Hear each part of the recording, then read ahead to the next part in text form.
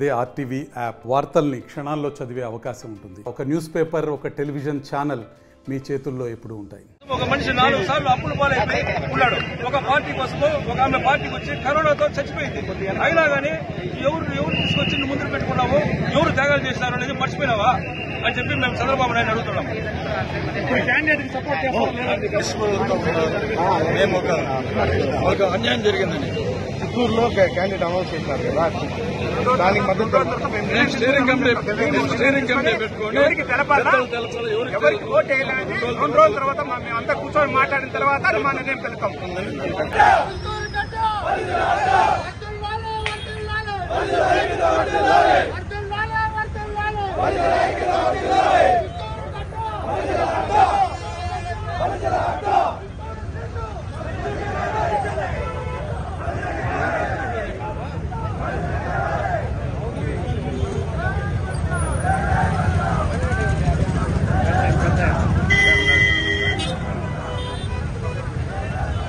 మరిన్ని వీడియోస్ కోసం ఛానల్ ని సబ్స్క్రైబ్ చేయండి. లేటెస్ట్ అప్డేట్స్ కోసం వాట్సాప్ ఛానల్ ని ఫాలో చేయండి.